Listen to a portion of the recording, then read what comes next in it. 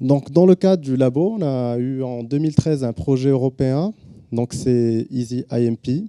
C'est un projet cofinancé par la Commission européenne, c'est un projet à plus de 6 millions d'euros, dans une contribution de la Commission européenne dans le cadre du 7e framework, donc FP7, si vous en avez déjà entendu parler.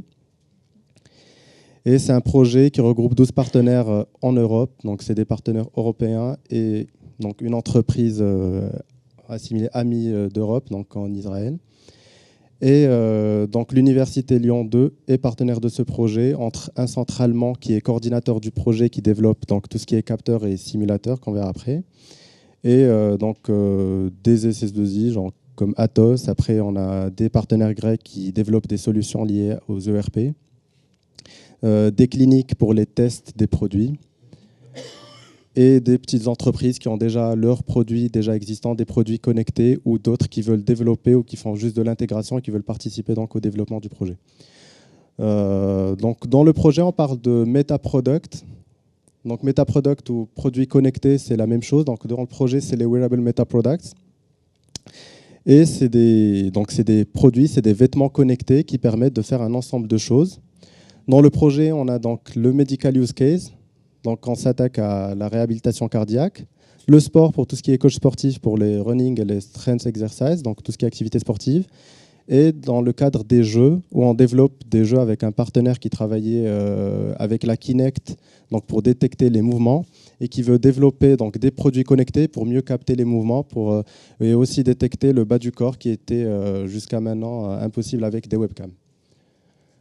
Donc ici, ce qu'on voit ici, c'est une maquette qu'on avait fait au début du projet. On a ici le projet, les différentes alternatives. Et l'idée, c'est d'avoir le maximum d'informations sur les alternatives et dans le PLM. Et bien sûr, l'idée qui s'est posée, c'était l'une des tâches du projet, c'était quel PLM utiliser. Donc avec les partenaires, on a défini 29 critères. On a analysé, on leur a demandé quels sont vos besoins. On a défini 29 critères. On a fait une longue liste des éditeurs de PLM, des solutions PLM existantes dans le marché. Par la suite, on a eu des présentations, soit physiques, soit virtuelles sur Internet, soit par Webex et autres, de différents fournisseurs de solutions PLM. On a fait une shortlist par la suite, donc qui était de 5 PLM. On a envoyé des requests for information, donc des demandes d'information par rapport à différentes questions. Comment ils gèrent par exemple la BOM, quelles sont les fonctionnalités, quel est le niveau de détail par exemple géré, etc. Notamment comment ils gèrent les licences, les coûts, la maintenance, etc. Et par la suite, on a fait un scoring pour choisir le PLM donc, du projet. Donc la matrice, elle se présente ainsi. Donc on a des critères fonctionnels, technologiques et techniques, méthodologiques et commerciaux. Et Arras est arrivé premier, donc il a une bonne note. Donc on a décidé de prendre Arras.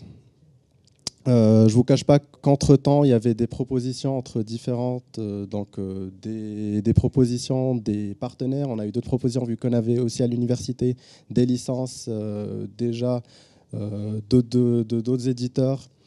Mais je ne vous cache pas, pour Arras, la prise en main, elle est rapide. En quelques semaines, en 2 heures, j'ai installé Arras sur ma machine. En quelques semaines, j'ai commencé à utiliser. Alors qu'avec d'autres éditeurs, je ne vous cache pas, j'ai reçu la machine virtuelle du service informatique. Je n'ai même pas pu démarrer. Donc, par la suite, on a défini un data model qu'on a implémenté dans le PLM.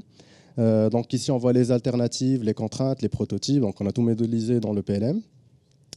Les cycles de vie des alternatives, donc ici elles passent par différentes étapes, le design engineering, le virtual prototyping, testing, manufacturing engineering, physical testing, etc. Le workflow pour l'automatisation, donc tout ça c'est facile à faire sur Arras. Et là, je vais défiler quelques captures d'écran. Donc ici on a ajouté dans le TOC un menu Meta Product Development, on retrouve tout ce qu'on a fait. Donc le projet, les alternatives. Avant, c'était sur la version 10, il n'y avait pas la partie manufacturing process. Donc, on a dû créer le modèle de données et on récupérait les données de l'ERP, donc de l'ERP Epicor. C'était juste c'était stocké dans le PLM pour information pour pouvoir décider par la suite. Là, c'est l'écran métaproduit, donc avec les modèles, avec les applications, les requirements, etc. Ça, c'est l'alternative, donc avec les différents artefacts et les prototypes, les bill of materials. Et ça, c'est l'écran projet, donc avec, donc on a choisi une méthode donc de ranking, donc on a choisi la méthode Top 6 qu'on a implémentée, et donc qui permet d'avoir une idée sur quelle est l'alternative, la meilleure alternative par rapport aux autres. Donc ça, c'était fait chez nous, donc à l'Université de Lyon. Par la suite, on devait transférer, donc on devait déployer tout ça dans la plateforme d'Atos Espagne, donc Atos Research, qui gérait la plateforme collaborative chez eux dans un cloud. Donc ça, pareil, c'est très simple, ça prend une journée, mais pas. Donc il y a ce qu'on appelle l'export utility. Donc on crée un package de notre solution, de tout ce qu'on a développé, on le package, et par la suite, donc on le déploie en utilisant un import utility tool, donc que ce soit sur la plateforme de test ou de production par la suite après les tests.